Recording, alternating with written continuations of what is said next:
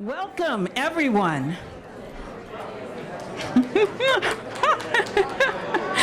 So glad you could all be here for this truly, truly phenomenal event, the 45th anniversary of the Ethnic Studies Research Centers.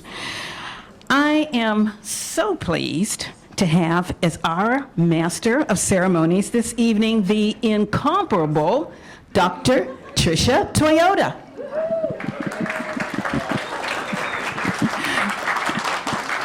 Tritia is a Bruin through and through, having gotten both her journalism degree and her PhD in anthropology from UCLA. She's an associate adjunct professor of anthropology and Asian American studies.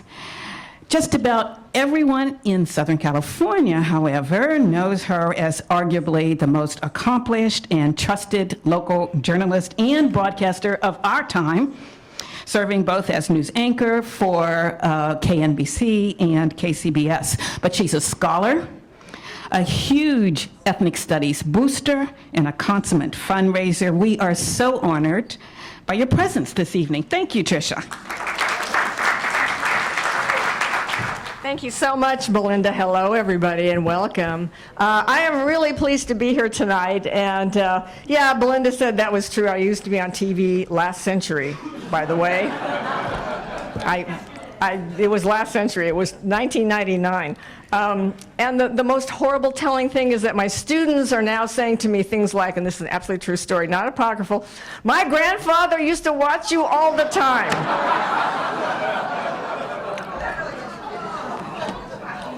Wow, I actually started teaching here in '07, and at that time, my dad watched you all the time. Now I'm to the grandfather part. So I think I'm very honored to be here tonight because I feel as though I have never actually left UCLA. I have been here for so many years. It's amazing to me that it is 45 years. And we still looking pretty good. Yeah, congratulations. Of course, we all need glasses now, but that's another issue. I came to Los Angeles from Oregon to finish graduate school here back in the 70s, and then I began working in LA media. And I followed the growth of the centers because I was always involved here. And from my isolation in television news, and I felt very isolated for many years, ethnic studies became a touchstone for me. It was a way for me to make sense of what was going on, not only with my job, but the struggle to tell other people's stories, other people's American experiences. And it made a big difference to me personally. And no, I will tell you very honestly, that did not mean while I was working in television that I would do a 5-part series on the ultimate food craze of the 70s, which was what in LA? Sushi. Nor would I appear on the air dressed in a kimono, despite the suggestion from one of my bosses. I told him it was at the cleaners. I swear, it's a true story.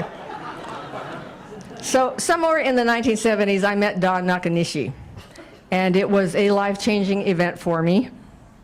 And those of you who know Don know how low-key he is, but I will tell you, he can hold your feet to the fire. And he did mine for many years, making me both remember how important it was to be intellectually honest and also committed to community, as did Lucy Cheng, who became a lifelong friend of mine, and I wish that Lucy were here to join us tonight.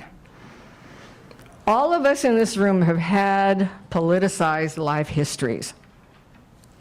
No question about that. And even though we're celebrating this wonderful anniversary, we know that struggle to increase the dialogue, the discourse in this country, that challenge is still there. It is still intact. It is still our challenge to meet its increasing complexities. But on the other hand, I will say that I am very gratified and impressed by our students who understand what the challenge is and are willing to be motivated to make positive social change in their own way. And I think that's what makes me keep coming back, that and the free parking here. So let me just say that let's get on with it tonight. I'm really interested to hear what our panel has to say, not only about where we have been, but I think most importantly, where we're going to go. So right now, please help me welcome Carol Dolberg, professor of law, who has written widely on the subject of federal Indian law and tribal law as well. And since 2011, she has served as UCLA's Vice Chancellor for Academic Personnel. Carol.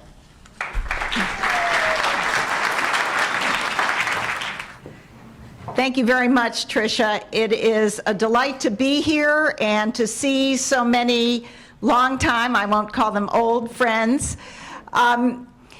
I am here on behalf of Chancellor Jean Block and Executive Vice Chancellor Scott Waugh to extend the university's welcome to all of you to this magnificent 45th anniversary celebration of the Ethnic Study Centers, and especially of the founders of these Ethnic Study Centers.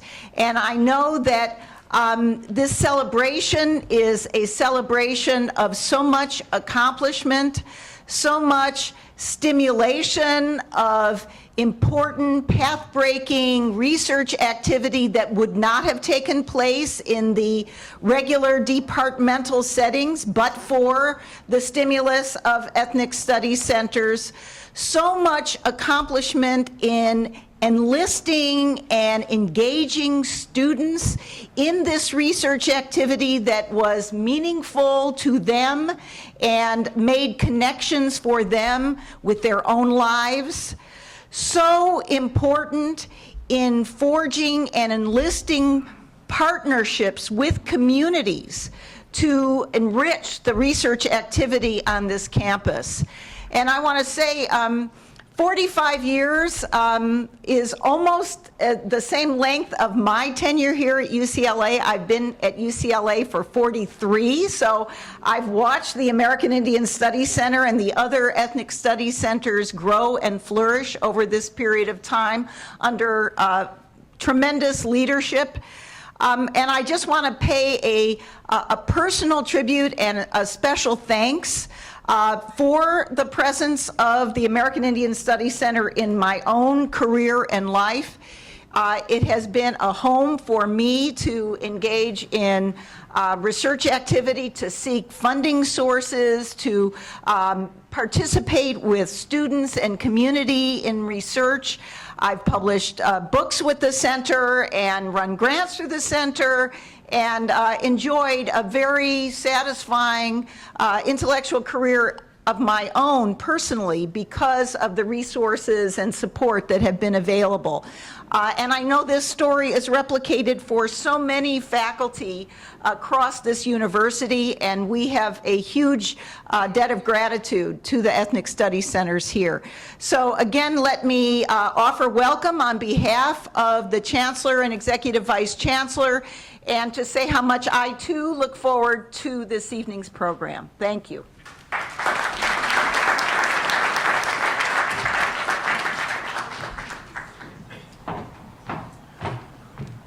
We're not all that decrepit, but somebody put up a satin sheet here for the steps. I mean, it's just amazing. So thank you so much, Carol.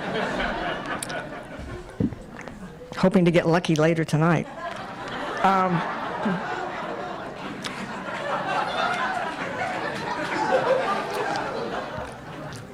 I want to briefly introduce to you the directors of all of the Ethnic Studies Centers here. He just said he got off a plane. I don't know where he went. Oh, there you are. Just now, yeah? That's you, Darnell.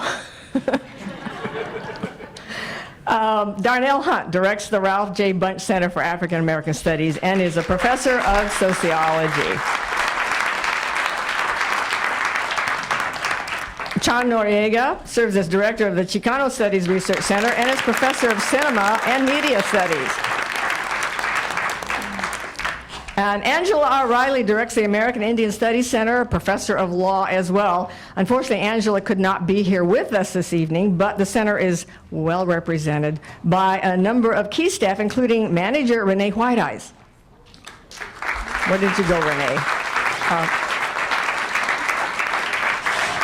And my boss, David Yu, directs the Asian American Studies Center, is an historian based in the Department of Asian American Studies. David.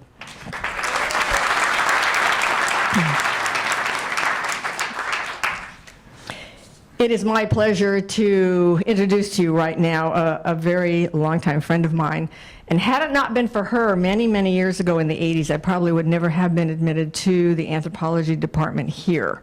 So I have to thank her if I have actually never officially done that before.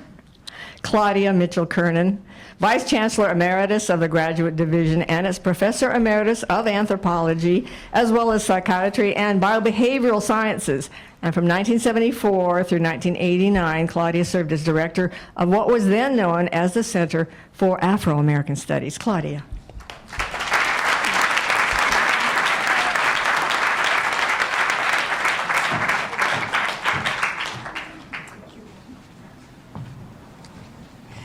Good evening. It is a pleasure and an honor to come before the community of scholars, alumni, and friends who are gathered here today to celebrate the 45th anniversary of the Institute of American Cultures and the 4 Ethnic Studies Centers. The occasion is particularly auspicious since it will feature a discussion by individuals who were central to UCLA's ethnic studies endeavor from its inception. Vice Provost Tucker has asked that I provide a bit of historical context for our featured panel of founders. I will do my best in the time allotted. I must say don't think I've ever said no to Dr. Tucker. She can be pretty scary. UCLA's 45-year journey in ethnic studies began largely as a student initiative which gained backing and support from a small group of faculty and a new chancellor, Charles E. Young, who was receptive to the students, their ideas, and their aspirations. His guidance ultimately led to the creation of a distinctive ethnic studies paradigm on our campus. While many ethnic studies programs across the country began as curricular initiatives, UCLA's 4 ethnic studies programs were established as organized research units.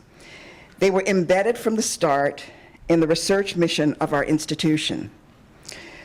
Though they never have been exclusively dedicated to the creation of knowledge, anchoring the centers in the university's research mission proved a decision that promoted the innovation and experimentation that pushed them forward. This framework also had some disadvantages, since ORUs on our campus have always had a great responsibility to raise funds to support their own missions, and this has not always been an easy task, largely for scholars whose home arenas were in the social sciences and humanities, as well as a number of professional schools. I shouldn't leave them out. Nonetheless, supported by basic operational budgets, the centers were launched beginning in 1969. Since 1974, when I arrived on campus, I have been privileged to be a part of the development of the centers for 41 years. Looking back, I can say without hesitation or fear of contradiction, it has been quite a ride. Though the centers have experienced existential crises from time to time, and a myriad of challenges to their stability and momentum have had to be overcome, the past 45 years must also be characterized as a story of significant achievements and accomplishments. In these early days, some 5 years after their establishment, despite a few administrator and faculty champions, UCLA did not provide a very hospitable climate. As many of you no doubt recognize, moving forward any academic activity at a research university like UCLA requires a good deal of peer support from one's faculty colleagues, and this we unfortunately did not enjoy. Many faculty saw the establishment of the centers as violating the time-honored tradition of faculty initiative and supremacy in the establishment of academic programs. Many faculty also dismissed and feared the centers as countercultural enterprises and a breeding ground for revolution and radical activities. Were that to be so. The success that has been garnered over the last 45 years could probably not have occurred without the early support of a sympathetic chancellor and sympathetic administrators. But make no mistake, it was dedicated directors and faculty associates who ultimately moved the centers forward to become distinctive in the country in their emphasis and in their activities. The challenges along the way shortened the UCLA careers of many junior faculty and early center directors. At the time of the center's 40th anniversary, I counted 42 directors who had served over 4 decades, half of whom served in the first 5 years. After all, in more than 250 years, this nation is only on its 44th president. This degree of leadership turbulence had many sources and ultimately produced many consequences. Among the more damaging were disruptions in the continuity of programmatic activity and the mythology that was created that association with the centers was a death knell to academic careers. 1969 witnessed another historical development that has proven consequential for the evolution of ethnic studies at UCLA, and that was the establishment of the Institute of American Cultures. The IAC was created and approved in 1969 with the intention that it would serve as an umbrella organization to which the centers would belong. The Institute existed largely on paper until 1971, when the Ford Foundation awarded a grant to develop graduate studies and enhance research and training in ethnic studies. In 1976, an executive committee was created, which after considerable delay, set policy for administering the Ford money and established programmatic directions for the Institute. Some of these programmatic directions are still in place. The Institute awards research grants to faculty and graduate students and supports postdoctoral and visiting scholar appointments. For the last 4 years, the Institute has been ably led by a senior scholar, Dr. M. Belinda Tucker. During its first 40 years, the IAC did not have fully dedicated leadership, but was a part of the portfolios of a succession of vice chancellors and executive vice chancellors, including myself. Now in their 5th decade, UCLA's Ethnic Studies Centers and the Institute of American Cultures have established roots that will be difficult to dislodge. Though the programs struggled mightily in their early years, they met the expectations that new degree programs in the 4 fields would be established, and this goal was achieved before they entered their 2nd decade. In addition to undergraduate and graduate degree programs, the centers also established libraries. They created new journals and publishing arms. And still today, 3 of the journals established at UCLA remain on this campus as premier journals in their respective fields. Conferences, symposia, and streams of notable speakers and special events serve to energize and nurture faculty and students, and also, I think, to exhaust them. Each of the centers had just a handful of associated faculty, and these individuals had to spread themselves across a wide scope of activities, teaching and establishing new degree programs, advising students, overseeing research programs, and reviewing applications for support, supporting the publications programs through manuscript review and journal editing, advising on library acquisitions, and serving on numerous committees both within the centers and on the broader campus. To say that we all had a full plate is a true understatement.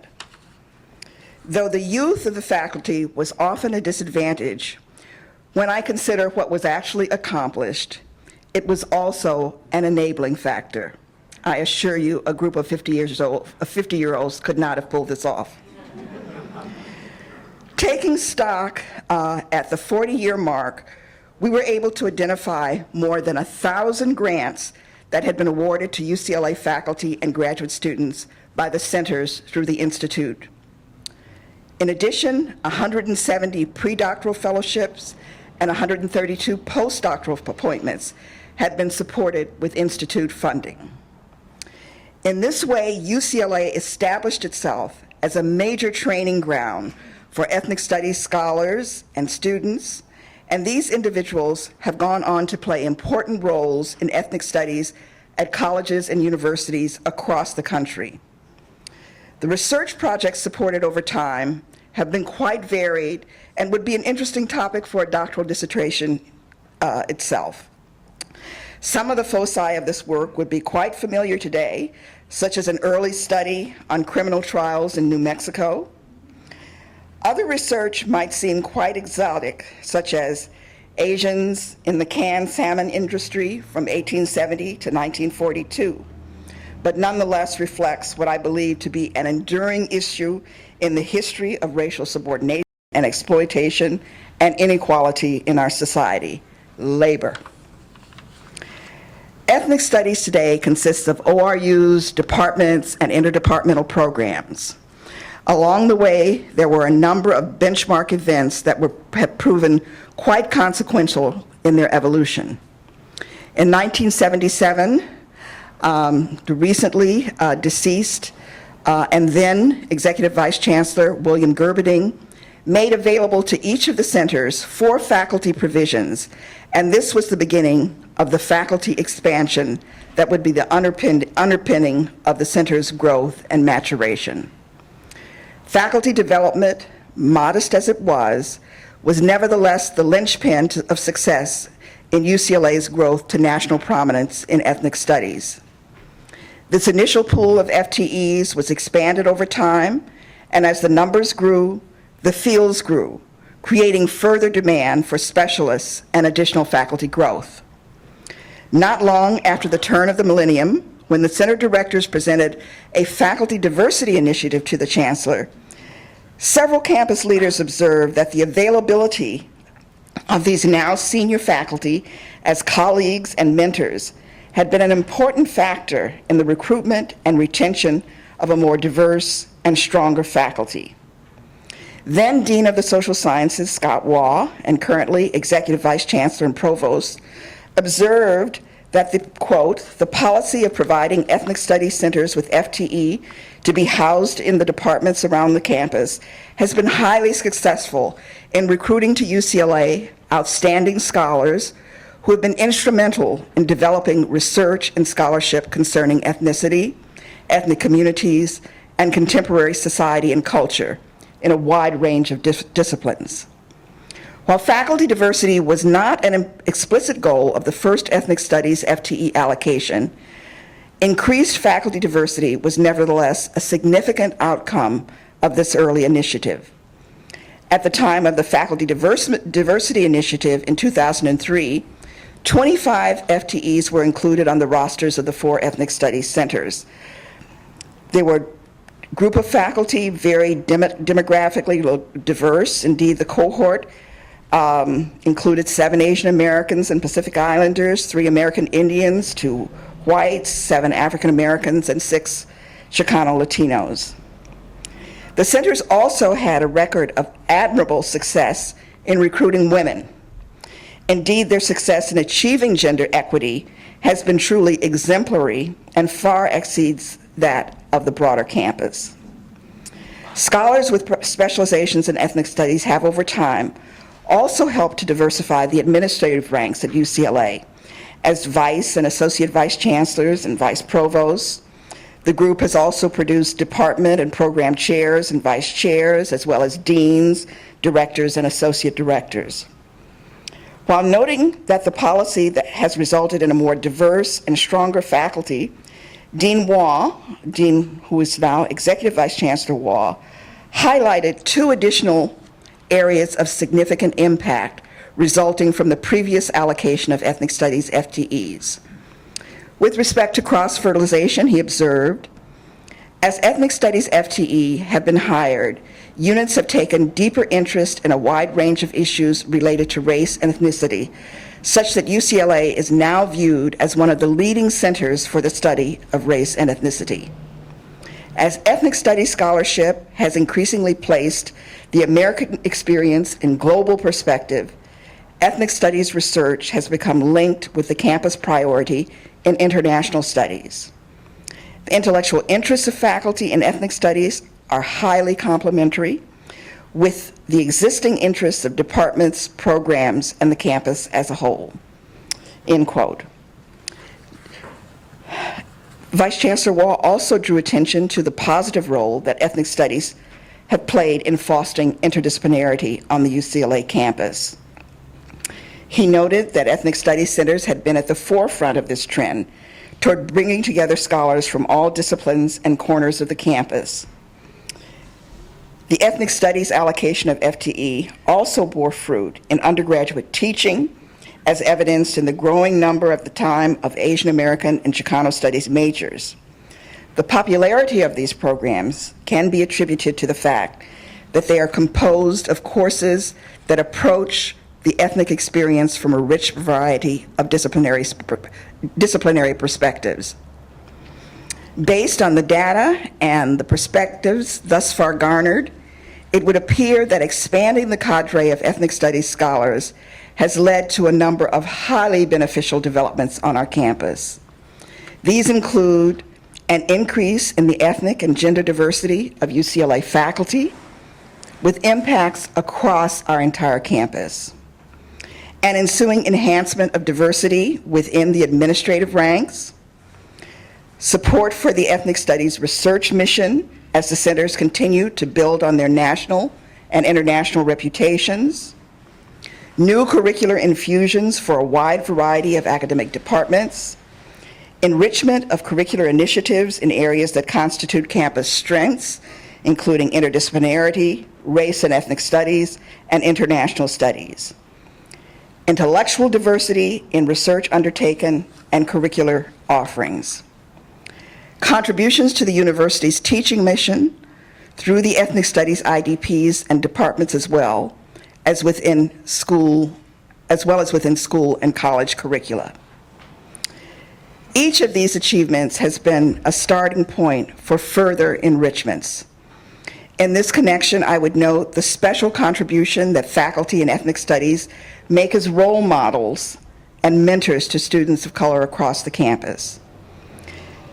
This contribution grows in importance as UCLA's student body comes to reflect California's increasingly diverse racial and ethnic population.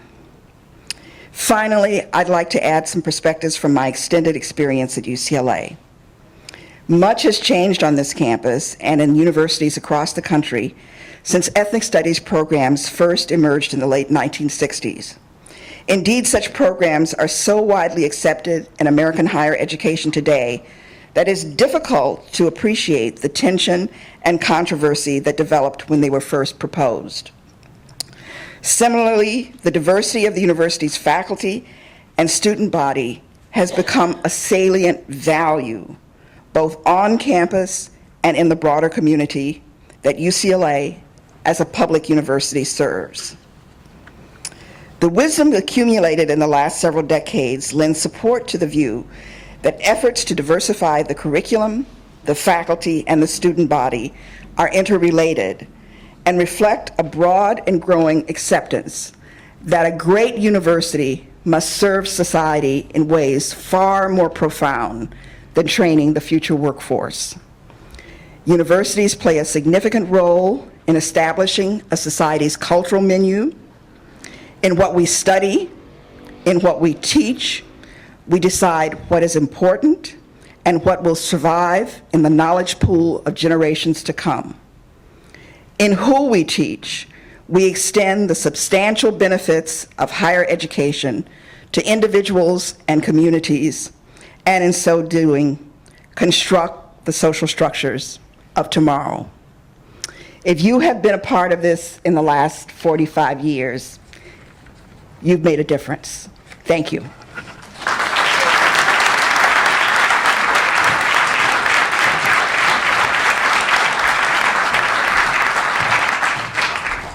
Wonderful, Claudia. And I think most of all, just thank you for your leadership, especially in the early going. And a lot of us know what that was like. It is my pleasure right now to introduce to you Steve Garcia. He is going to offer a traditional blessing for this special event. Let me tell you just a little bit about Steve. He's a member of the award-winning Soaring Eagles Native American Indian Cultural Dance Group. It is based in San Diego County. And he's going to perform an eagle dance this evening. So please welcome Steve. This dance was given to me by my elders when I was younger. They told me if I was still dancing when I was older to bring it back when I got the feathers. So when Fish and Game sent these feathers to my daughter's mom, instead of having me work on something for her, she said, no, I'm going to hold you to that. So you need to dance, because you're still dancing. I'm 54 now, and it keeps me dancing, it keeps me alive. And I say, this dance doesn't belong to me, it belongs to all of you. Because once you see it, you can't unsee it. It belongs to the young ones. It belongs to the next generation. It belongs to all the elders that taught us. It belongs to my great-great-grandchildren that I won't even see. This is a condor feather. I'm having Koki hold this for me because that prophecy that the elders said would come together, the eagle and the condor would come together. I've met very many southern natives of different tribes that said that we are all part of that prophecy coming together. Today, each one of these feathers represents each of the people here. I always say this is for all nations, for all people. This is one of our honor feathers, and I want to have Claudia come up here because she helped me so much at UCLA to hold the feather like he did us.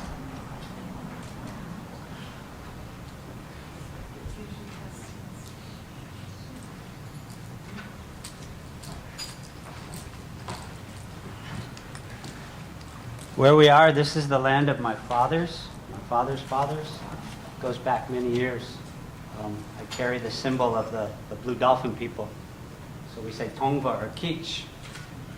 They say the mission San Gabriel, but before the missions, we were the Tongva or the Kich, the people. And so this dance belongs to all of you. It was just passes through me, something I do.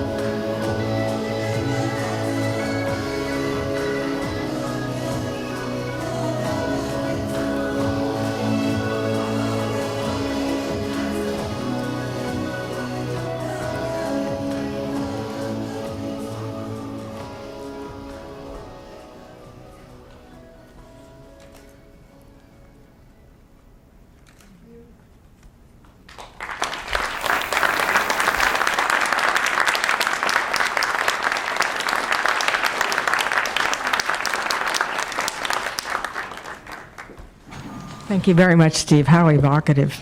Appreciate it very much. Apparently, we have some, yes, Belinda, some good wishes, certificates of recognition from, I guess, the California State Senate and the state legislature or the Assembly. Obviously, the California Senate, UCLA IAC Ethnic Studies Research Centers in celebration of the 45th anniversary at the forefront of studies on social and cultural realities in America. The Asian American Studies Center, American Indian Studies Center, the Ralph J. Bunche Center for African American Studies, and the Chicano Research Center are landmarks of community. Thank you all for your hard work, and signed Senator Ben Allen, 26th District.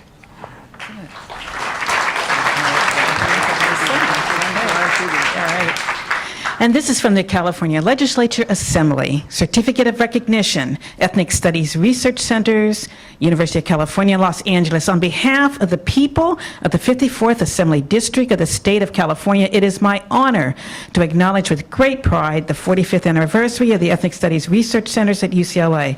The mission they serve is critical in our most diverse state, and their accomplishments are myriad. May 20th, 2015, and this is Assemblyman Sebastian Ridley Thomas. Thanks. Don't go too far. Okay. We all know who this lady is, but I'm going to introduce her anyway. M. Belinda. Does anybody call you M? Ms. M. We all know who Belinda Tucker is. She is Vice Provost of the Institute of American Cultures, the unit that houses all of the ethnic studies centers here at UCLA. She is also a social psychologist and professor of psychiatry and biobehavior sciences. A very warm welcome to Ms. M, Belinda Tucker.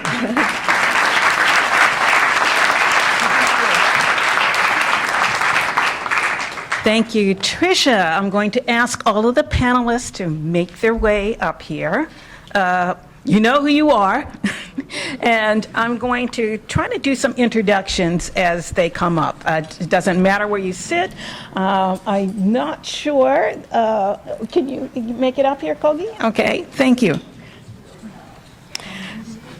Now, the group before you have played various roles during the establishment of the centers. Some were student activists, some were faculty, some were administrators. Well, one was an administrator. Any number of you in the audience could also be up here. This is like old home week, I know. On the very end, we have J. Daniel Johnson. A lot of folks knew him as Skip. I knew him as Skip for many years. He was a student activist at the time and was first president of the Black Student Alliance. Black Student Union, I'm sorry, right. He's now a marriage and family therapist, and he's co-chair of the Alliance for Equal Opportunity in Education. Next, we have Reynaldo F. Macias, who helped found the Chicano Studies Research Center. He was a student activist during both his undergraduate and graduate years at UCLA.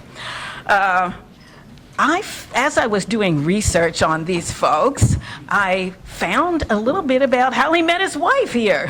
She's also here. Who ended up being the first African-American homecoming queen, right? So Reynaldo had a good eye back then, I know. Still do, yes. Still do, yes. It hasn't been 45 years come July. Really? Whoa, congratulations.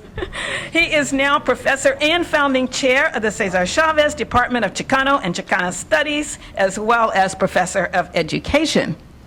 And next, when I had the pleasure of meeting just tonight, Luis Leobardo Arroyo, who helped found the Chicano Studies Research Center. He's professor emeritus and former chair of the Chicano and Latino Studies Department at California State University in Long Beach. He was a student leader and chair of MECHA, I understand, during the negotiation?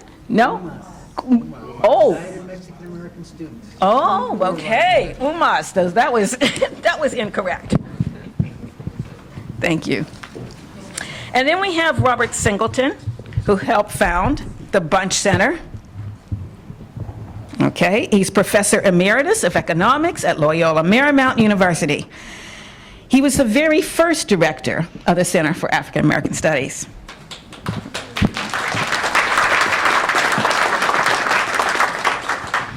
And next we have Elsie Imamatsu Asujima, who helped found the Asian American Studies Center. She was the administrative assistant, the student choice, she tells me. There's a lot behind that story, I know. From 1969 until 1991. Yes.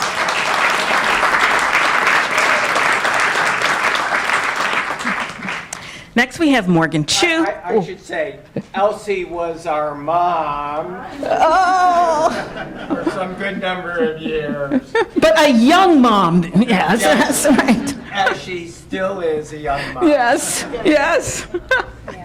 And next, of course, Morgan Chu, who also helped found the Asian American Studies Center. And if you saw that photo roll, you saw him looking as severe and serious as anyone I've ever seen in every single photo, right? He's now an attorney of law, not surprisingly, partner at the law firm Irell and Manella, often cited as a top intellectual property attorney in the nation. Very visible figure during the movement, a student leader during negotiations, and while obtaining both his undergraduate and graduate degrees at UCLA. And next, we have Charles Z. Wilson, known to many as CZ, who is our lone administrator on the panel, right? He was Vice Chancellor for Student Affairs at UCLA between 1970 and 1983. Yes. Vice Chancellor Academic Programs. Academic programs, okay. Thank you. And was one of the 3 chief administrators who negotiated and worked with the students to realize the establishment of the centers. Next, we have Charlotte Hath, who helped fund the American Indian Studies Center. She is now Professor Emeritus of Ethnomusicology. She was a graduate student, right, during the center's formative years, but she also directed the American Indian Studies Center between 1976 and 1987. And last, but surely not least, of course, is Kogi Thomas, who helped found the American Indian Studies Center.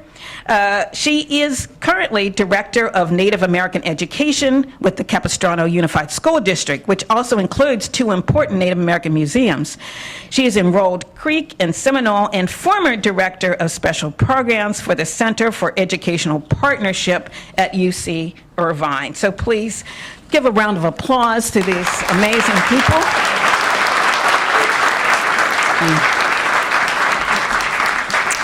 Now, as I said before, I want this to be a conversation, so I've already let them look at a few of the questions that had come to my mind as I looked through some of the documents and some of the photos from the era. I was also coming of age in that era. I was at a different university, but I experienced the same anxieties, the revolutionary fervor, and they in fact did make revolution.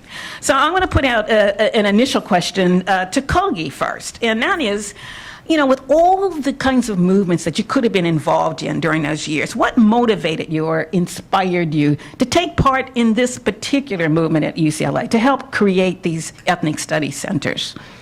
Well, I came to UCLA and I was afraid of UCLA because I could not read graffiti. Oh. And I thought I was not intelligent enough for UCLA. But I didn't know what graffiti was those days. And it was wonderful at UCLA. We had young people who really wanted to have an education. We had researchers, and they were very young. So was I young, but now I'm called an elder. And I use it and I abuse it. And in those days, we had who I called the AIM boys. They came to campus. They made me change too. And in the AIM boys, I have their names still. They were wonderful in challenging me. I didn't know I was going to be that challenged. And we had Russell Means. Can you read that for me? Dennis Banks, Dennis Banks, John Trudell, John Trudell, Clyde Vernon Belcourt, Vernon Belcourt. Vernon Belcourt. They came to my office. I was the first one to greet them. And they looked at me and they said, "Okay, you're too civilized." I was professionally dressed, always professionally dressed. What weren't we, Charlotte? Yes. Always. And they came to me and I says, "Well, I want to see how your tradition really rides out." I said, "How did you get here?" Car, plane, airplane. They named how they got there. And I said, "If you're really traditional, I'd see 4 horses out there." And they became friends with me then. But I grew up in my culture thoroughly. My parents made sure my culture was part of my life, and it was. I have a museum with 2,000 artifacts just from my family. And it's in San Clemente with the Unified School District, the only one in the nation. And then I have an ecology museum from the point of view of American Indians. When we first landed here as Indians, we had to take care of our land. We took care of the animals. We survived. And there's things written on us. In the old days, 500 years ago, we had no wrinkles. We had no gray hair. I don't care how old you were. And we had no diseases. And they called us savages. And today, we have the highest heart rate, the highest diabetes, the highest suicide, and they call us civilized. So you see how that mixes up with my dedication towards American Indians, how they survived. And we turned that into research. Barbara over here was the first librarian. She only had 28 books when she started, but she had a wonderful library at the end. And we did a lot of research under the Ford Foundation. Barbara wrote a treaties grant. I bought faculty here because there was no Indian faculty, except for in education there was one, Madeline Hunter. How about you, Luis? What made you get into this movement?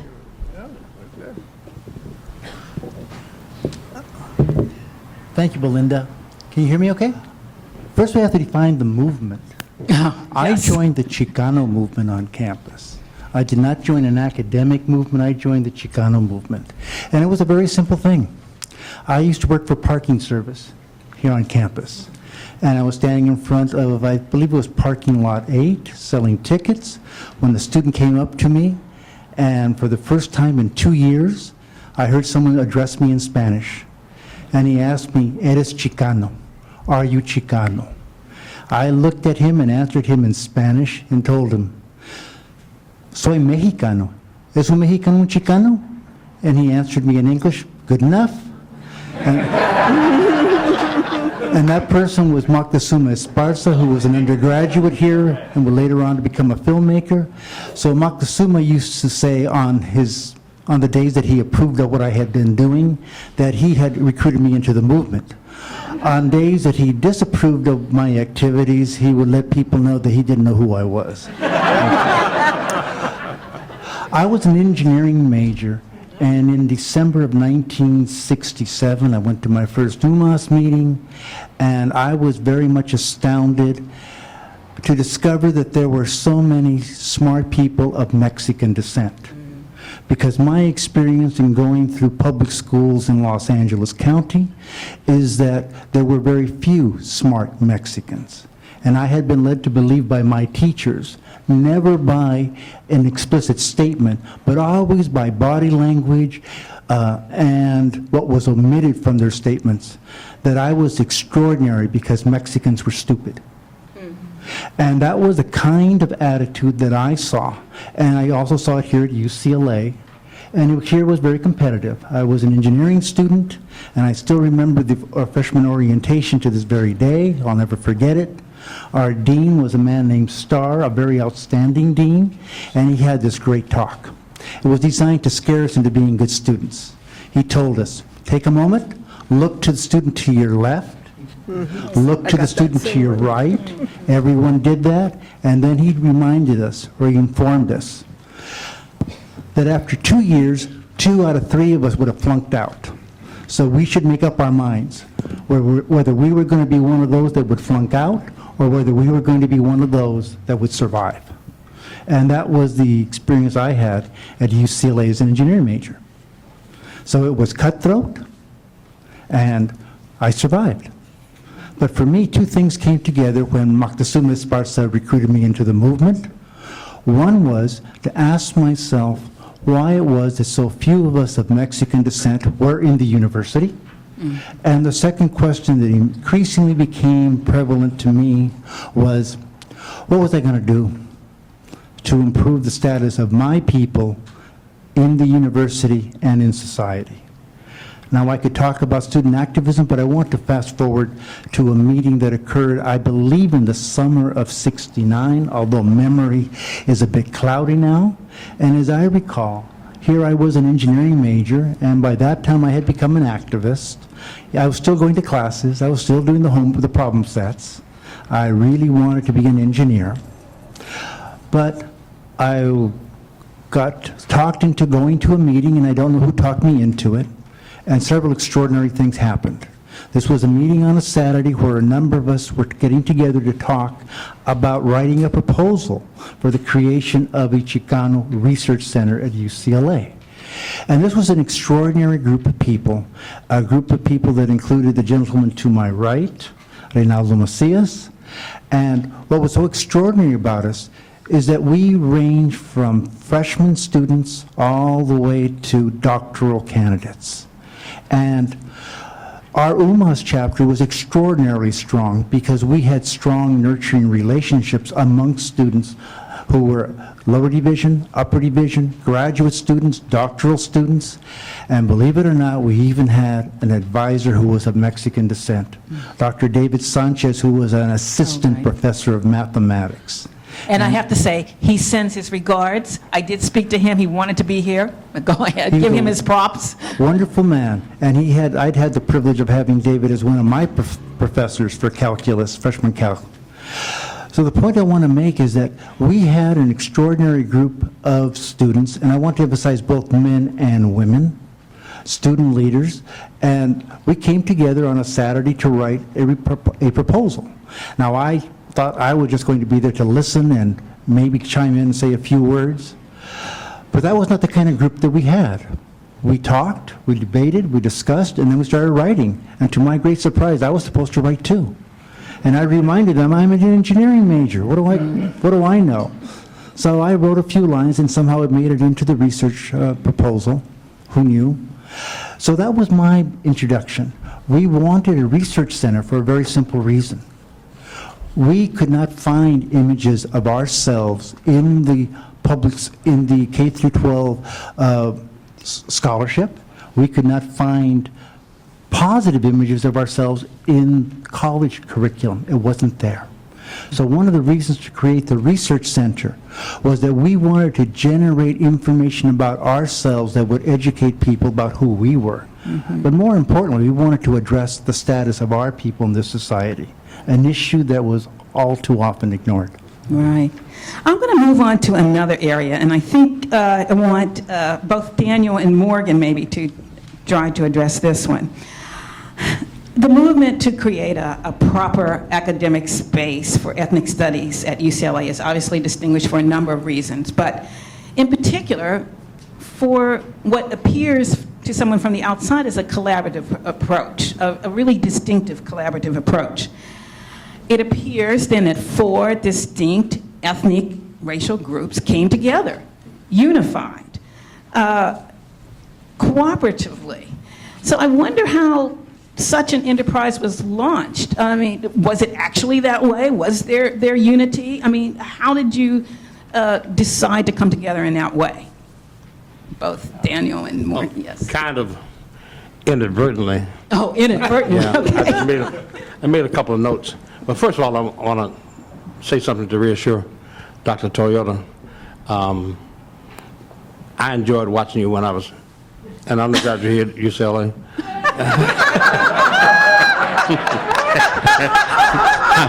I'm now 67. 30 days from now, I'll be June, and still enjoy. I'll be 68, so I want you to know it's not just grandkids and grandfathers. So, and I still enjoy your work. Thank you. But the other thing that I want to say to make sure we don't get too far away from this is that it's linked to Carolyn and Ray. Carolyn introduced my wife to me on January 18th, the day I was elected BSU chair. Right. And the distinction between Black Student Union and Black Student Alliance is important for another reason, which maybe I'll get time to refer to. The other part of that is that about a year later, my wife and I have been married for 47 years in August 1st. And I thank you. I was trying to get some applause so you can recognize how strong she is to put up with me. But about a year later, she and I conspired to connect Ray and Carolyn. So they saw one another, and we double dated with them with the intention of getting them together. And it worked. And aren't their kids glad?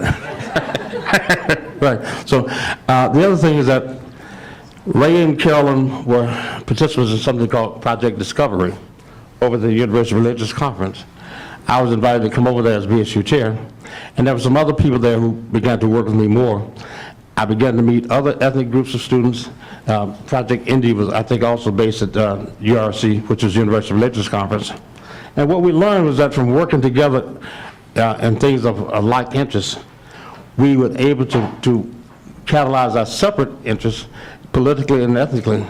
And Ray and I wound up co-chairing something called the Teen Opportunity Program, which had a Chicano and a black component, where we take kids away to the mountains to educate them. Some people call it programming. in the activities of cultural change. But one of the good things that's happened is that this number of years later, Ray and I are friends, and Carolyn and my wife and I are friends, but most of the people that we work with are friends. I saw Virgil Roberts come in a few minutes ago, and we worked together in the BSU. But I met Virgil on the intramural football field. He was the only black on a white team, and I was with the black team. Okay, we formed a black football team. And after the game, we got together, and I asked him to come into the Black Student Union and be involved with education and helping to start the study center. So it's one of the things I'm reminding a lot of the African American students today and other ethnic students. If you do things that you enjoy, if you form friendships and work with people that you get along with, and you work as friends, you will do the good work that some people call revolution. And it's not a bad word to most of us who've had to revolt, okay, and who are still revolting. And we're not revolting, but we are engaging in cultural change and the things that need to be changed in society. But we came in. Now, personally, I got very much involved because I was trying to avoid the draft. And I knew if I had enough of a reputation, they wouldn't draft me. Now, I came from Alabama in 1964, the last graduating class of legally segregated students in the United States, June 1964.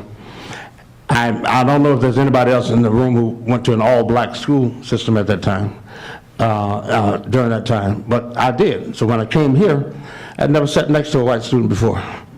It was against the law.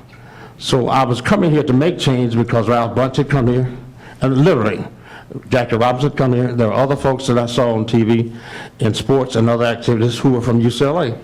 So it's got to be a happening place. And I wanted to make sure that was part of my tradition to encourage that at UCLA and to meet other ethnic groups. And I did meet folks like that. And I didn't meet Luis until we both gotten involved in student activities and student revolution. But I enjoyed my years at UCLA as a soloist in the men's glee club at UCLA, which is not a traditional training venue for overthrowing the country. But I mean, singing Bella Bartok songs was not what you expected to be doing. But I enjoyed my time, and I met other students there, and we continued to work together. And so we never had the serious conflicts that some other people had. We had disagreements. We had revolts within the BSU where we overthrew one another. And there were a couple of times that Virgil remembers that I'm glad I missed that meeting where the fight broke out. But he told me about it the next day. He wasn't one of the principals. But even with that, we all made up and became friends later on. You know? And that's the kind of thing that is enduring. So it was an interest in changing society. We were well-grounded in religion. We were well-grounded in, I was a Boy Scout. Did a lot of other things. I was king of the Mardi Gras down in Mobile, Alabama, which is the home of the Mardi Gras, not New Orleans. So those kinds of things, I think, for students, and we need to know about. And so that's how I got involved. Okay. And Morgan, how did you see it? I mean, was that part of your design, your strategy? I had no design and no strategy. But before I share a couple quick thoughts, I want to say thank you to a lot of people, to Tritia, Belinda, Claudia, especially to you, because in a calm voice earlier this evening, you spoke about, but you didn't really highlight, what you did over the years after the centers got going. And as is true with young babies in the animal kingdom, when they are most at risk, you brought these babies through adolescence and adulthood, and it was difficult and trying, and there are lots of people and lots of forces along the way that would have liked to see a different outcome than seeing this anniversary today. So I want to give you a special thank you, Claudia.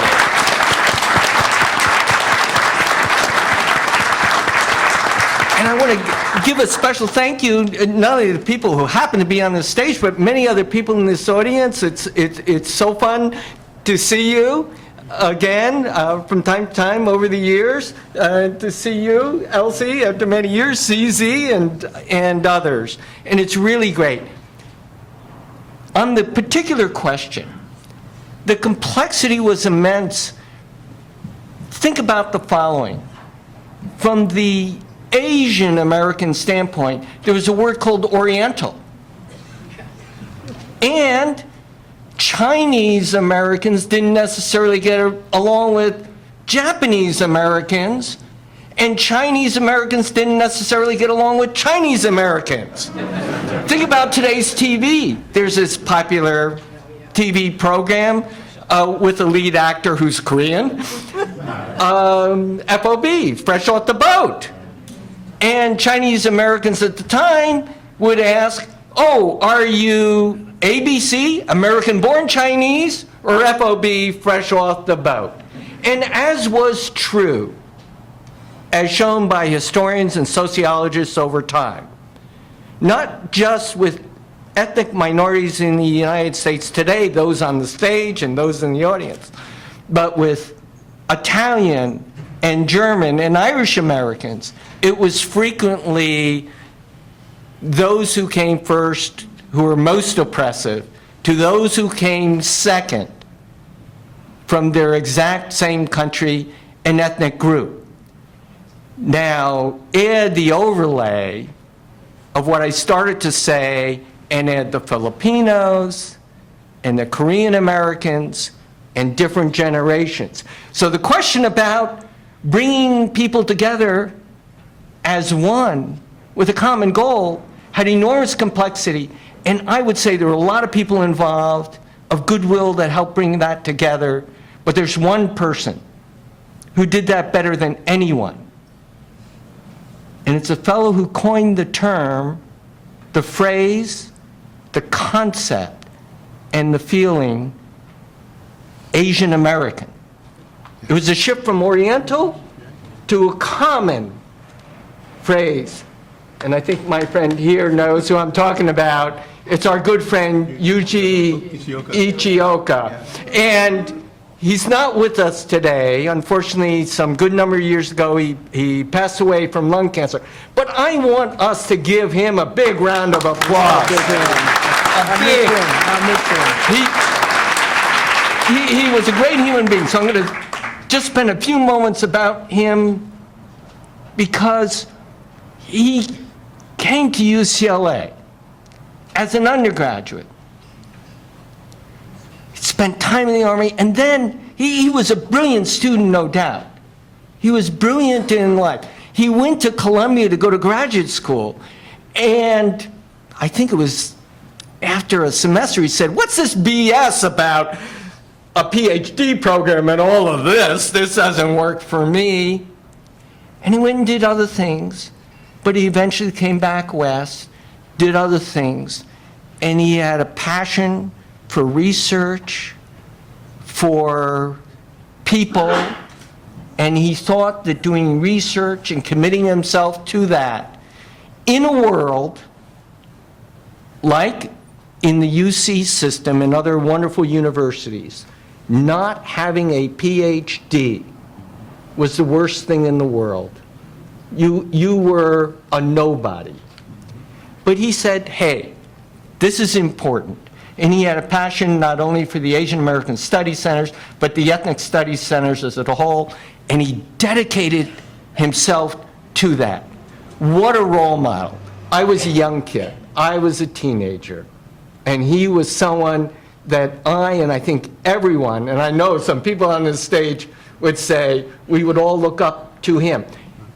And with that as a beginning, it was very easy for a young kid like me and many, many other people to say, well, this is easy, where Chinese and Japanese that fought a world war against each other and many others, why aren't we all together in this? Whether it is, at the time, Black Americans, African Americans today, Chicanos, Native Americans, and many others. We're in this together to make the university a little bit better, not because of our own ethnic groups, but because by reaching out, students, faculty, and the broader community would be a little bit better. Now, I have to say, that in and of itself was revolutionary. You know, I was at Princeton recently, involved in discussions about their American Studies program and one of their ethnic studies programs. And when I described what went on here, they couldn't hardly believe it. They said, well, that sounds like some kind of California thing. Does anybody else want to comment on this topic? Let me comment on this, because I came here freewheeling it, really, as a postdoc from a campus where I had been a professor for a period of 5 years. And I was being funded by the Ford Foundation to really come here and learn how to be an administrator, moving from a professor to becoming an administrator. And my mentor was Chuck Young and Franklin Murphy. So there I sat in a mixture of power relationships, starting with the regents, working down to Franklin Murphy, to those, our coalition of regents here, Dr. Chandler and so on, and also having Chuck Young, who most people don't understand was a key player in University Hall before we came here. So I came into a rich environment. Well, what really shocked me was not only having such a creative young leader like Chuck Young, we had these very, very bright students all over the place, and from all ethnic groups. The first day I was here, Virgil Robinson showed up at my office along with Frazier, saying, CZ. That's how I got my name, CZ. You know, these guys had a passion for going to the top doing things. So I came here and I realized that the real foundation for this campus has to be student power. I was not going to sacrifice anything that stopped our students from being a major part of this university. Well, that brings up another Yeah, see? question that I think I gave to each of you. It looks like the administration was unusually cooperative, at least compared to what we knew was happening with other universities around the country. Was that the case? No, other universities were confused. They had been invaded by a group of bright students who were smarter than they were, looking to the future, saying, universities cannot prevail if they don't understand the most important people in them are the students. And we had seen Cornell literally go up in smokes. We had seen Columbia go up in smoke. And we had a person here running the show, and Rosemary Park, who really understand and really loved and cared about students. So we had a great environment here for students before we even got to the point of talking about centers and organized research. We loved our students. They were the future. And I spent a lot of time talking to students and getting out in the community. And Reynaldo? Yeah. Was that the case for you? Did you see that way?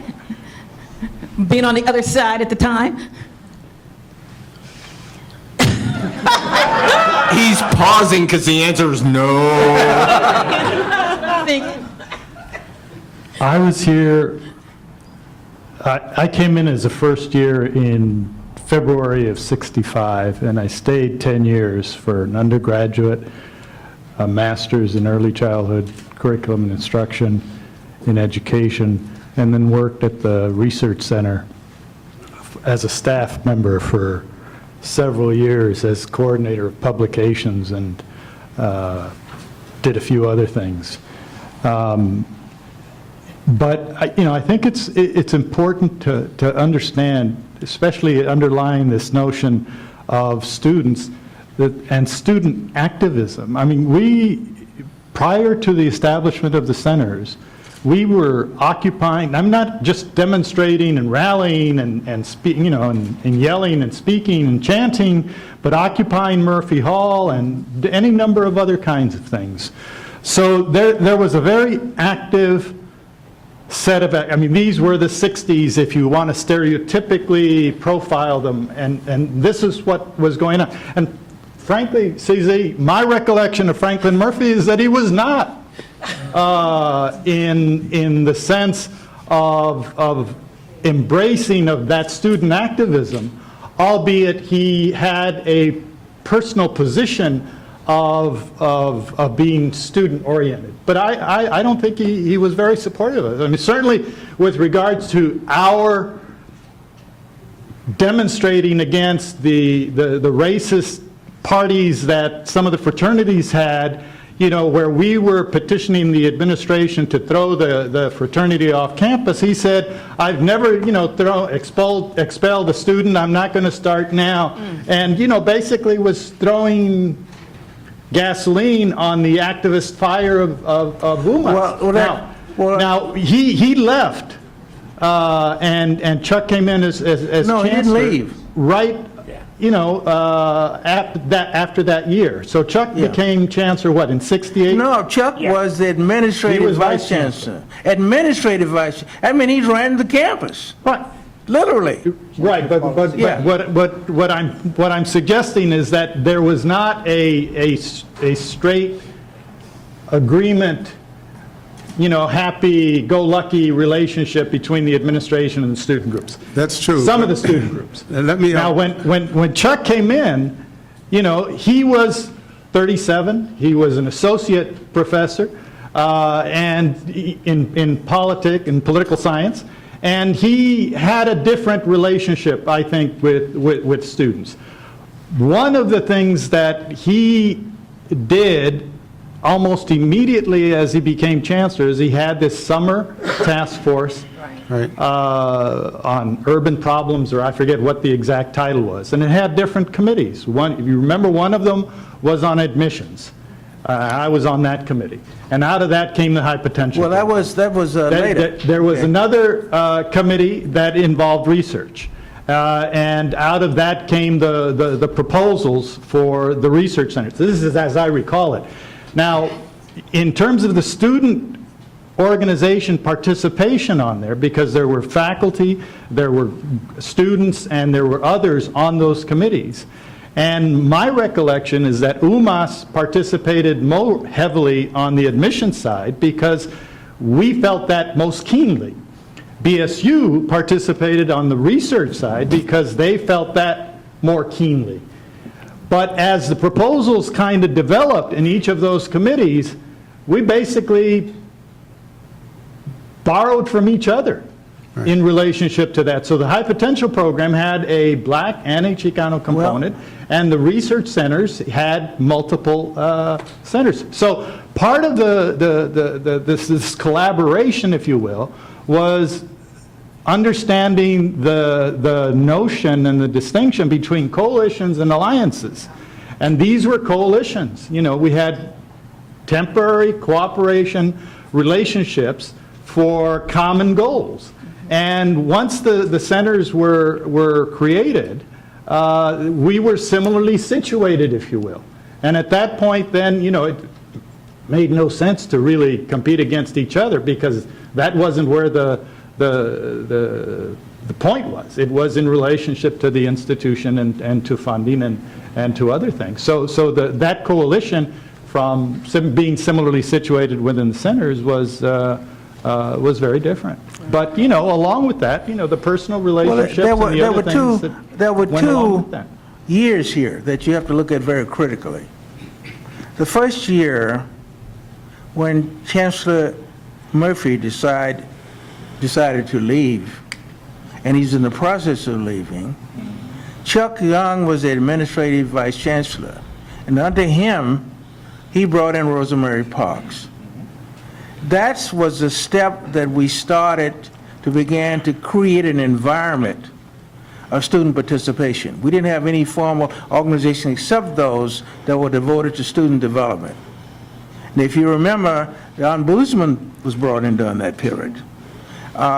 We took steps to get students involved in their own life. You know, we had somebody sitting in a dean's office telling students how to live. So we tried to create an environment where students themselves felt that they were a part of this campus. I know Bob wanted to say something about this, and I wanted Charlotte to weigh in. I know you were there too. What I wanted to say was that there were really two UCLAs. Right. There was a right-wing dominant group, and when they brought Chancellor Murphy in, Chancellor Murphy left a University of Kansas, where he and Wilt the Still Chamberlain went down into the community and actually integrated Lawrence, Kansas, because Chancellor Murphy, before he was recruited to come here, knew that when Wilt got there, that team was not going to be a winning team. They went down, they integrated Lawrence, Kansas. It was a segregated town when he started. Then we got Chancellor Murphy to come here because we wanted him to build a medical school. And when Chancellor Murphy came here, he knew he was a short timer. He had in fact a certain number of years that he committed, and he chose Chuck Young because he could see where things were going. And he knew that Chuck Young was going to be the best person to take the things that, you know, after the current commission report, where it needed to go. And the thing is that when I was a student here before I came back as a faculty member. I came as an acting assistant professor. And what attracted me, I happened to walk into the building, Campbell Hall, when I came back as a faculty member. I had two years left on my dissertation clock. I had spent 5 years after passing all my orals and my written comprehensives doing research in various places. And then the program, I was called by a person in a graduate school of business who I'd worked with as a student, who told me about the program. And I wanted to get out of there anyway, so I came down and I walked into the building the day the shootings occurred. And I saw that what was happening was that the police were going out and profiling the students who were out there who they thought might have been part of the shootings, and they dragged them into Campbell Hall. They were standing out there looking as onlookers, and they were dragging the students in who just because they were black. And they were putting them in this room. Now, Chuck McClure, who was the dean, who was the, pardon me, the Student activities. Student Activities. right, dean of student activities, remembered me from being a student. And one of the police actually wanted to drag me in that room. I had a tie on too. Wow. But it wasn't a bow tie. It wasn't a bow tie. And Chuck McClure, you know, recognized that he remembered me from the day I was a student, and he actually waved him away. But then I got interested what was happening in that room, and I looked in the room and I saw that a few of the students had handcuffs on, but they were constantly running out, getting more students, more black students, and dragging them into that room. So I asked the policeman, why are you putting them in this room? They said, we have orders to put them in this room. We got to question them. And I said, well, why are some of them handcuffed? He said, because we have to handcuff them because we handcuffed the first group that came in, but then we ran out of handcuffs. Can I do a brief follow-up to that? Yeah. Because what I later found out was that they didn't go out and get those students because they had extra handcuffs. These are students that they had under surveillance, and they had targeted them. Right. And they have been identified, go get this one, go get that one. Now, one of the students that they brought in was Mike Nicholas, who was a PhD student who had co-chaired the meeting with me in Campbell Hall before the shooting took place. And I only found that out because I was involved in the prosecution efforts, and so they're trying to get people identified. But they had all this big array of pictures. From my perspective, it was racial profiling. So I went into the room, and I said to the students, and this was what got me involved, look, they really just want you for questioning. Don't react in any violent way, or they're going to get you for resisting arrest. Right. And then I walked out. Some of the students said, "Would you go out and tell my wife and tell my friends that I'm okay?" And I went out and I told their friends, and they were okay. When I tried to get back in, the police tried to stop me from coming in. So I just hailed Chuck McClure again, and he said, "Let him in." And the thing is, the point I want to make, though, the big point was this: that the students did their homework. Virgil Roberts and a couple of others found out that I had been a former student activist here. I was president of the UCLA NAACP. That's why I found that the overwhelming number of people at UCLA who were in high administrative positions really did not like the idea that there were so many minority students on campus. They really, they had problems with the fact that we were fighting back then. We were just a handful of students back then over the fact that they claimed that they had housing policies, that they had employment policies and the rest of this. But when we showed them that we were being discriminated against, and those little cards that were put on the bulletin board saying we have a job, we have a housing, that they were supposed to take the cards down if we found that they were discriminating, but they would put them back up again. When Bob made the point that there was more than one UCLA, I want to add to that, because what CZ and Bob and others didn't see were the meetings that Virgil and I and Art and Ed Freeman and other folks were having to strategize and decide who's going to attack what front. And then on the other side, Ray and his friends and some of us will decide who's going to do this. So when CZ was approached by Virgil and Art, that was a pre-decision that we had made as to who was going to approach them because of their likability to administrators. I was not very likable at that point. I'm much more likable now. But yes. Yeah. But without being too light about it, we had some very deep strategies for how to get things done. The study center was always part of our strategy, not an organized research unit, That was something we accepted because that made sense for the university, what you could get as academic center, et cetera. But we had started back in 1966 to get a study center when we were still Harambe. Now, I don't know about UMass and the other groups, but there was a different level of activity that we were coordinating with San Francisco State, Merritt College, where the Panthers and Hugh Newton people were, Jim McGavin and other folks coming down, the Black Congress. We were doing this all the time before Angela Davis was hired to come up here. She met up in LA every week, coming up from San Diego, University of San Diego.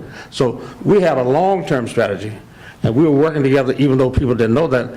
And even today, certain people don't know different things and different groups of students me, but we were working with one another, which is how I wound up back in January 17th chairing the meeting, because other students had been attacked and threatened if they didn't go along with what some community folks wanted. So then we had another strategy that involved Ed Maddox, who's rest his soul, who passed on, as to who was going to do what to keep those other people from being targeted, okay, or being shot. Well, I can see that we're going to have about a week of meetings to really explore this further. I wanted to give at least two of the panelists who haven't spoken yet an opportunity to speak, Charlotte and Elsie. And then I'm going to open up to about 5 minutes of questions so we can, get to the next phase where we recognize our founders. Okay. What I have to say is on a whole different level, sorry, but I wouldn't be here unless, I owe my job, I think, to the activist students who helped co-found the Asian American Studies Center. My story is the activist students, there was a core of about 6 or 7 who kind of led the other students. They wanted to pick their own administrative assistant at the center. This is in the beginning stages now. And at this time, the proposal for the center had not been submitted yet. And the center was overseen by a committee of faculty and students. So they planned on going to the meeting and asked to be able to pick their own administrative assistant. And in planning for the meeting, they urged all the students that they knew to go to the meeting on that day because they were going to submit this proposal. So on that day, they had the meeting, and I don't think they had to even take a vote. That's why they had all those kids there, because they passed it, and so they were able to pick their own administrative assistant. And so we went through a whole series of interviews with different people on campus. I, at the time, was the least qualified because I was a stay-at-home mom. I brought up 2 daughters, played a lot of tennis, belonged to a women's service club, and that was about it. And so I really didn't have the background. But to my surprise, they picked me. And I've often wondered about that, and I think it's because in the interview they asked me, what have you read lately? And at the time I had just finished the autobiography of Malcolm X. I think that helped a lot.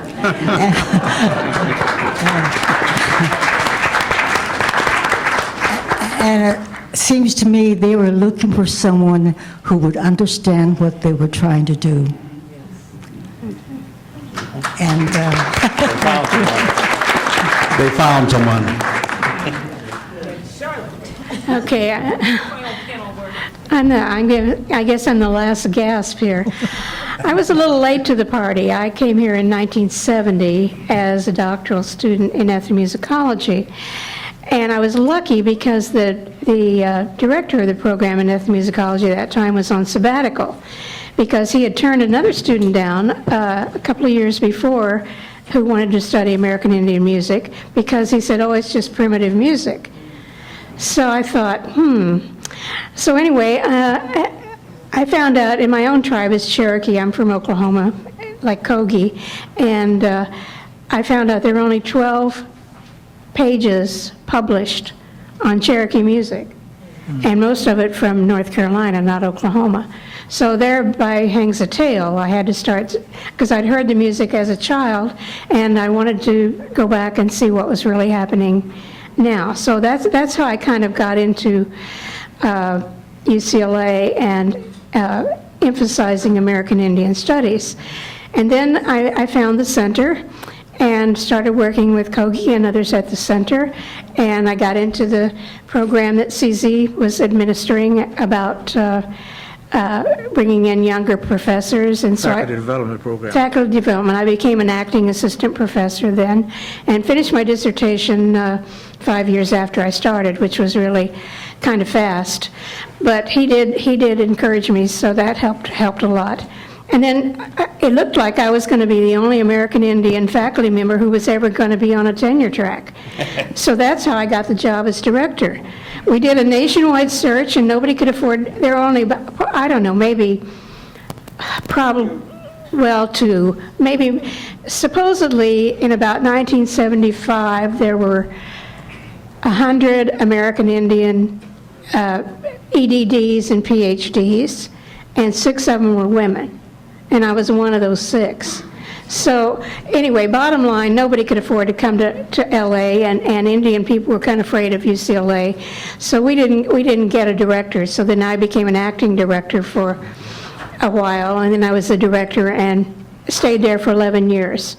So during that time, and I want to emphasize, we did have student and community input the whole time, and we had outreach to those people the whole time. That was part of our mandate. But one of the things that I was talking with CZ about before we convened, and the way we all got along as centers, was that we were all research centers. There was no mandate. We could go this direction, we could have a journal. This center could not have a journal. We could have community outreach. This center maybe wanted to focus on students. We were able to create our own balance of activities within the center and with the cooperating faculty that we had on the campus and the administration to do what we thought was best for our people. And that to me made a huge difference. And because we were all research centers, we didn't have to rely on enrollment, because we would have had, 20 kids enrolled and they would have had 200. It was that kind of, so we had parity among the 4 centers. Similar budgets, similar places to live, offices and so forth, similar relationships to the administration and students and auxiliary programs and so forth. So we didn't have to compete with each other, so we would cooperate. And if Claudia had a solution to one problem, we would go with that. We all do that. Or if I had one, or if Lucy had one, or Juan had one, we all cooperated in trying to figure out where to go and make these centers survive. And they did. It wasn't easy. I always thought somebody's going to pull the rug out from under me, and the whole center would go down the tubes, but it never happened. And we all enjoyed each other's company too. We used to have parties. Yes. And Ethnic potluck every December. ethnic potlucks, and we used to go. Yuji Ichioka had a favorite restaurant on, I forget the name of it now. My wife might remember. But we used to go there, and you had to order ahead of time. They didn't have a liquor license, so you had to carry your own beer, and they would. And That's because UG was cheap. but we really liked each I'm other. going to interrupt one. Band, I want you to stop for 1 second. They're getting ready to leave, but I want to recognize Deer's Crossing, the music we had earlier.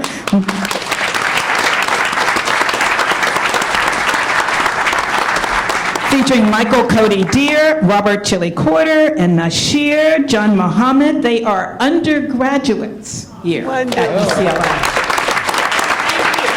Thank you. All right, I'm going to give Kogi the very last word. She started out with the first word and the last word. I just want to thank CZ. If his door wasn't open, and it was always open to us, we wouldn't have survived those early days. We had him as our backbone, and I really appreciate that door being open to me. You don't know how many times I went there and you'd give simple advice, and it worked. Thank you so much.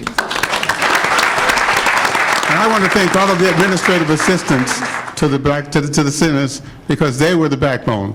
If we didn't have those, I would come in sometime late at night and see our administrative assistant working. I would say, everybody else is going home on the entire campus. What are you still doing here? Yeah, you're talking about the dedication of the staff. Absolutely dedicated. Enormous. Yes. Thank you, everybody.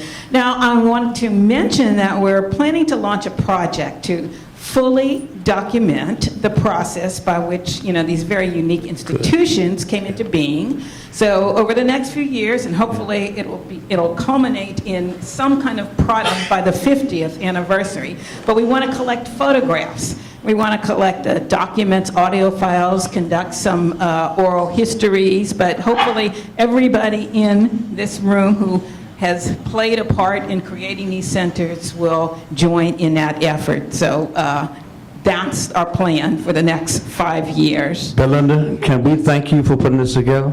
Well, and again,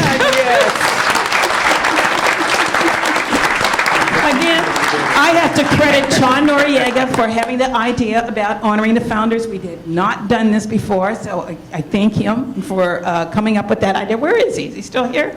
Yes, okay. Okay.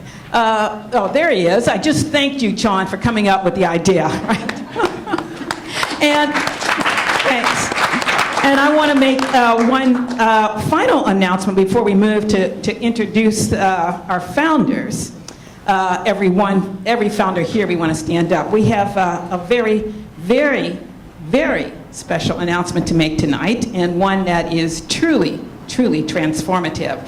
It gives me great joy and pride to reveal that Morgan Chu and his brilliant wife, Helen, have decided to donate $2 million to fund the Helen and Morgan Chu Endowed Chair for the Director of the Asian American Studies Center. Can you imagine? Please stand up, Helen and David Chu, the Director of the Asian American Studies Center, are more than a court.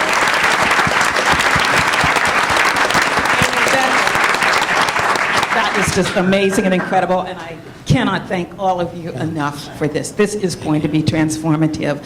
So we'll move to the next part of the program, and Tritia is going to introduce our next person who is going to honor our founders. Thank you very much, Dr. T, and also to all of you. It was wonderful listening to all those stories. I really appreciate it very much. It is my pleasure right now, because we're going to have a founders recognition, to introduce to you Carlos Manuel Haro. He is currently a visiting scholar in the Chicano Studies Research Center, having retired a couple of years ago from his very long history of service to the center. He has twice served as assistant director, 1985 to 1992, and from 2002 to 2007. He is one of the founders that we honor tonight, and he's going to say a few words right now about their significance before we introduce the founders themselves.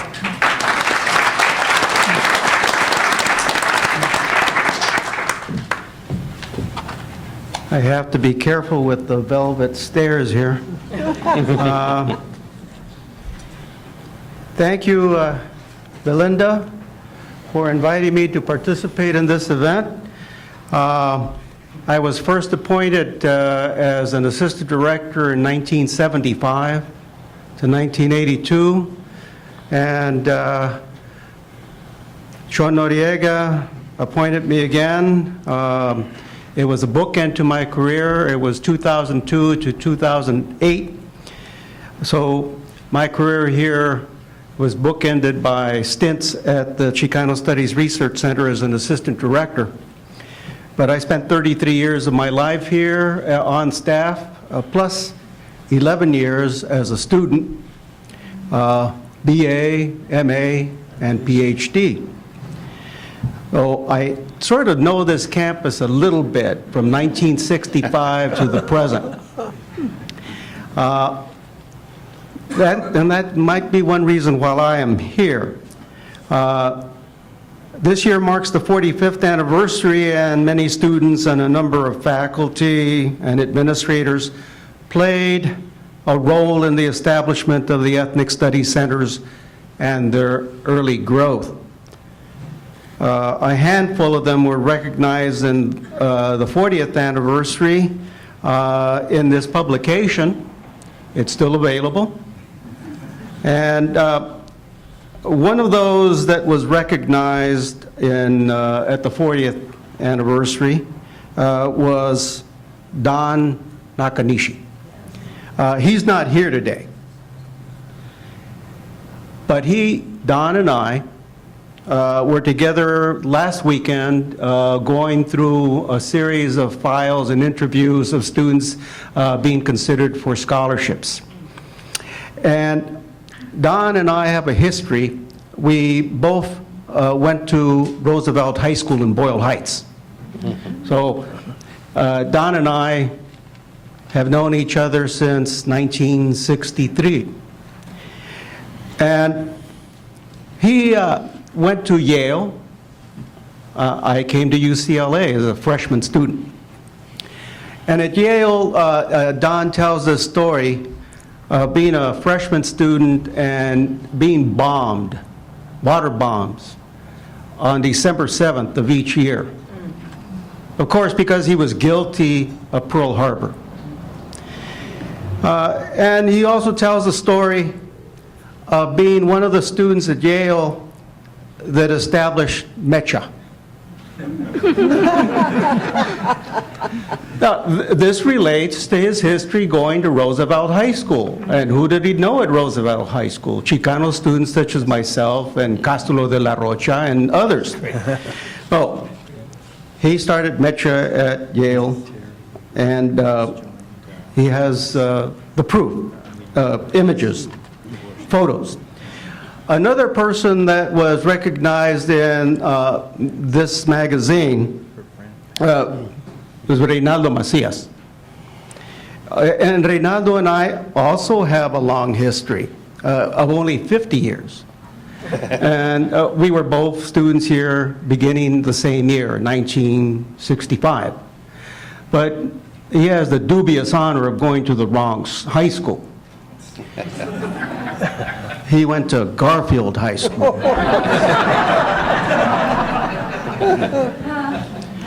He did come to UCLA, we did become Bruins, but then he took off and went to Georgetown. I stayed at UCLA. Now, there's another person in this magazine, and I want to quote her, Amy Umatso. I think she may have left. Is Amy still here? Oh, she's gone. Okay.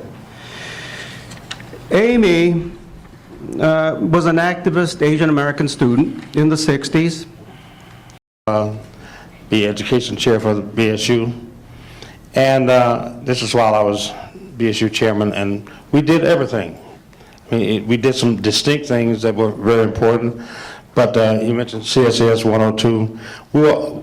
I don't want to make it sound like a real love fest, but we were all working on everything at the same time. And when I mentioned that the CZ didn't know what we were doing, we selected the students who were going to be on the task force. They got paid. I didn't want to get paid because I already had a salary working TOP Center and directing it.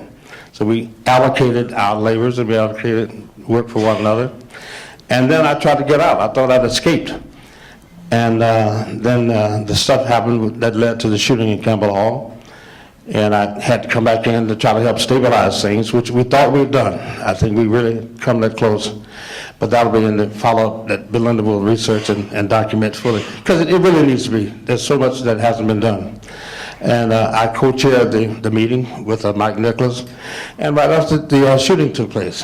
And then we tried to stabilize things again and keep it together until the university was able to get the administrative elements together to create the study center. I never heard of Bob Singleton, but I found out he was a great guy. So he really helped to stabilize everything and keep everything going. So that's it. Well, I don't really have much more to say. When I first became director of the center, one of the faculty members in music said that now I could reward my friends and punish my enemies. And I had never heard anybody say that, and so I didn't do it. And then the second piece of advice I got, which some of you here may be able to attest to, is that if you let it, UCLA will use you up. And sometimes I felt like it was, but most of looking back on it, it was a wonderful time. Of course, I've been introduced as being the kind of swing man in this whole process. Chuck Young and Dave Saxon ran this campus. They set the goals, they allocated resources, and so on. My job was to make certain that none of these innovations fell through the crack. When they were going to look like they were going to fall through the crack, we created another organization to support them. No center director could ever be denied help from Murphy Hall. That was the first stop.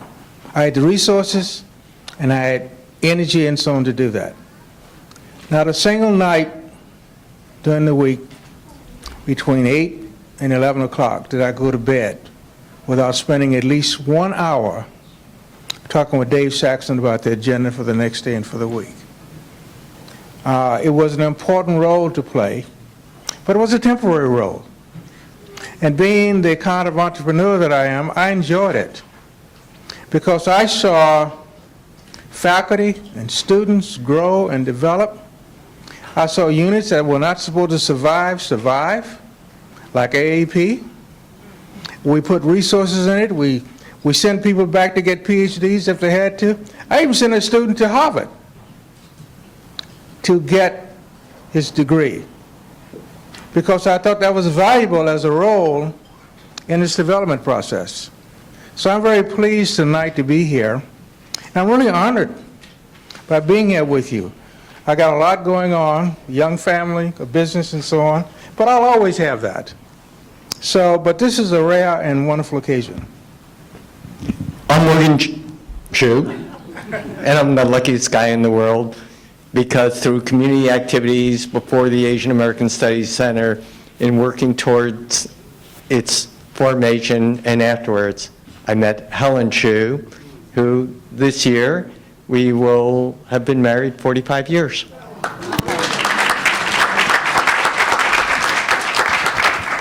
When our center first started, we started out with 2 offices, 2 rooms. One was the main office where I worked, and next door was a large tutorial project that was conducted, they helped out a school in Chinatown. And busy working on that project was Helen Chu.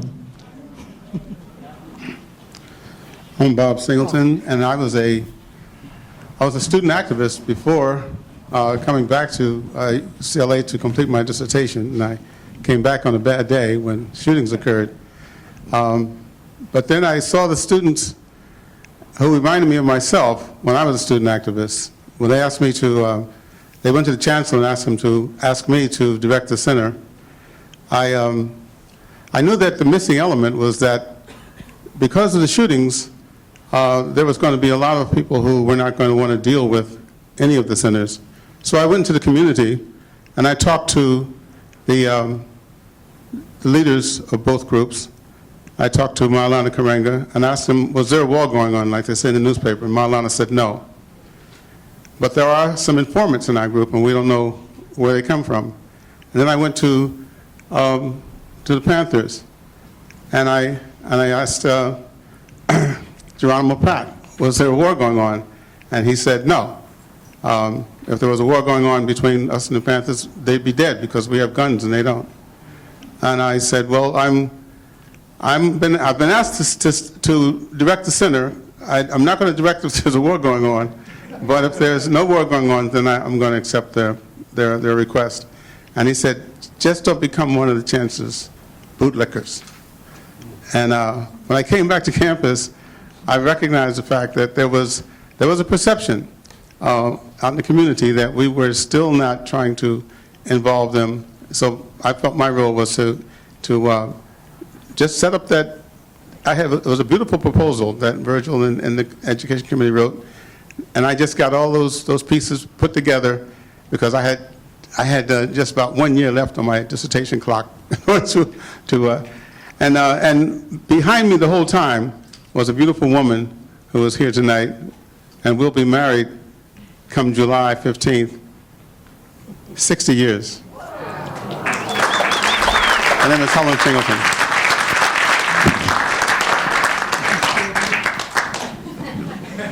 In stereo. No.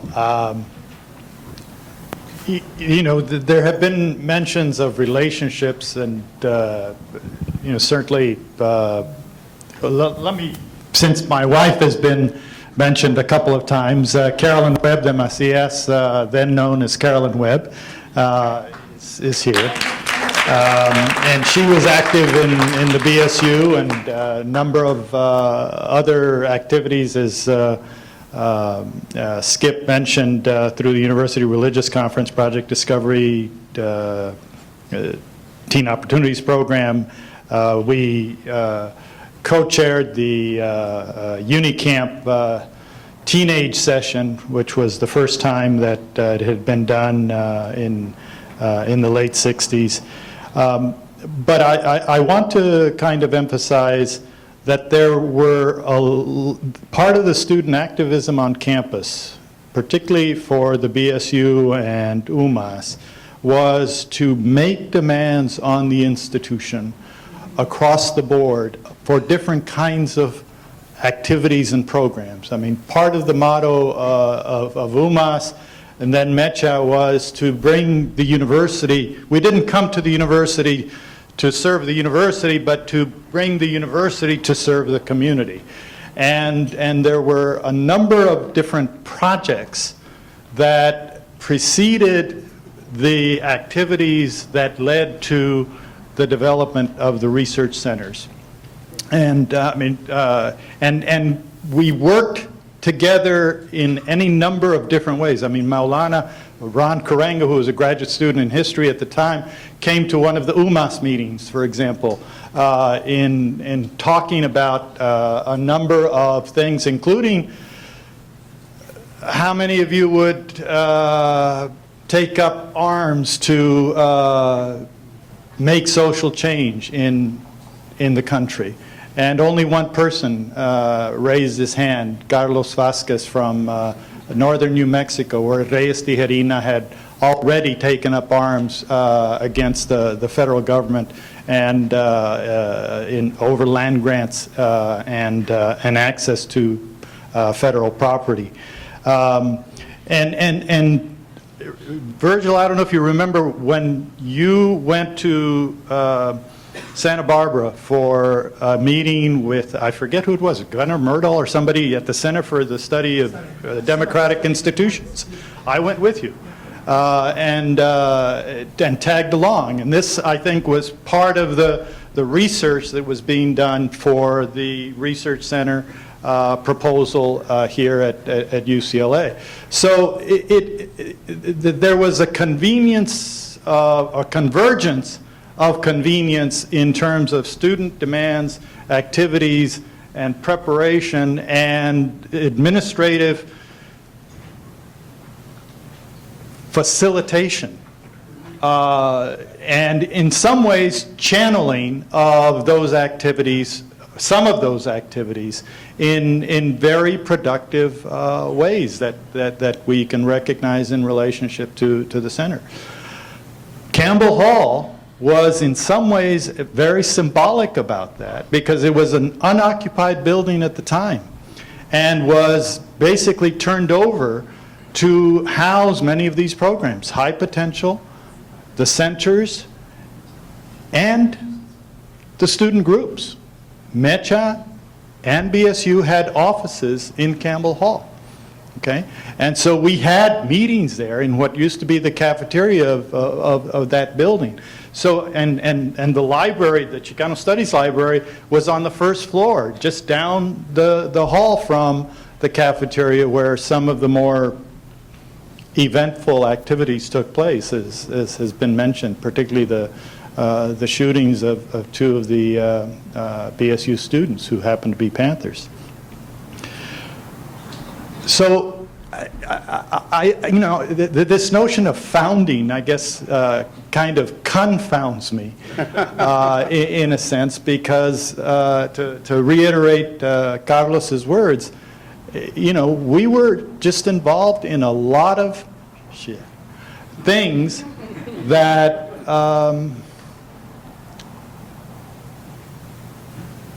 produced one of that out of which came the centers, at least from a student perspective, an active student perspective, and other people involved. I mean, it wasn't a solitary, it was obviously a collective and cooperative, even if it was not a smooth road, a bumpy road, achievement.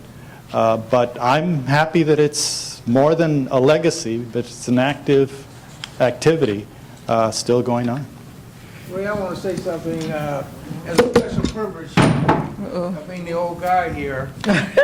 I remember two students who were on scholarships from the Kretze Foundation that Frankie Murphy created, Carolyn Bell. I remember you. And I remember when you guys got married, and that to me was the best sign that we were talking about multiculturalism on this campus. Now, when I left the campus, I made it my business when I went to Washington to check on you guys, and when you were going to Georgetown, and Carolyn was working with the phone company. I remember your first son, and I remember you commuting from here up to Santa Barbara, and I know you are committed to making excellence an important thing. Thank you. I'm Luis Arroyo, and all I want to say is a couple of things. Just give me 15 seconds. First of all, to reiterate a point that has been made, the creation of the research centers was part of a much larger web of activity. And for many of us who were of Mexican descent, it was to generate knowledge that would be of use to our community. And secondly, I can't let this opportunity go to acknowledge the presence of one person who should be a founder, and that's Rosalio Munoz, who was ASI president 1968-69, and later on contributed so many things to the thing.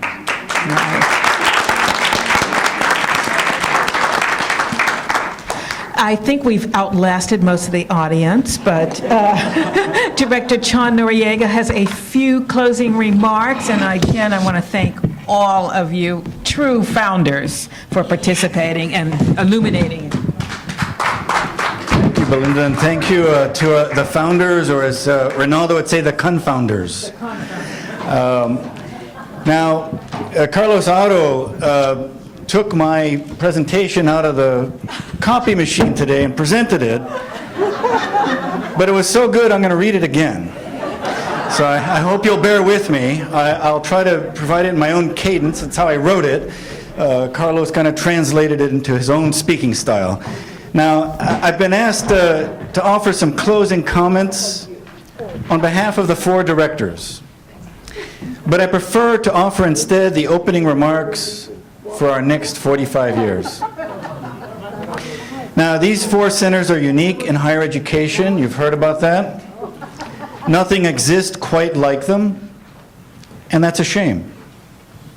But it is also a sign of their importance. And I'm not going to rehearse this part of the talk I wrote for Carlos, but you've heard what is significant about these centers, which is they were doing the things that were not being done at the university in terms of research projects across a range of disciplines, in terms of preserving the cultural and intellectual heritage of the communities they represented, in terms of publishing a scholarship that no one else would publish. But they also engaged in things that now seem commonplace, like outreach efforts, community partnerships. And they supported, when no one else on the university would, they supported the development of new degree programs that are now, for the most part, departments. And they played a hands-on role in the recruitment, retention, and advancement of minority undergraduates, graduate students, faculty, and administrators. Now, they still do all these things today, but times have changed. Those minority populations now make up 92% of the K through 12 students in the region, and about 69% of the general population. We are within about 25 years of the time in which the nation as a whole will be minority majority. We're ready for a new way of thinking about things. So what can I say looking forward?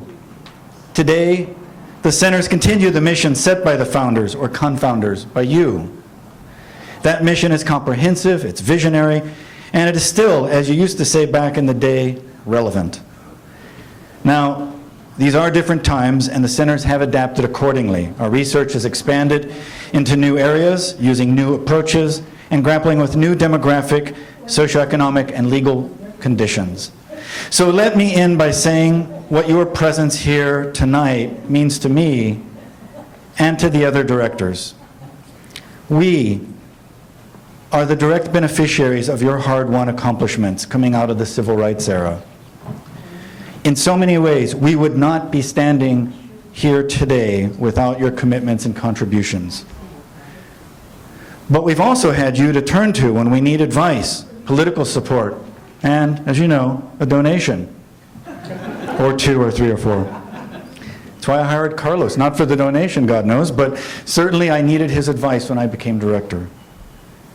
You not only established libraries and archives at one of the major research institutions in the world, you have lived the lives that these institutions were intended to document, preserve, and pass on to future generations, not because you are a minority, but because you have exemplified the human spirit. So looking ahead 45 years, when only Claudia Mitchell-Kernan will still be here, and she will always be here, I am very conscious of being a tweener.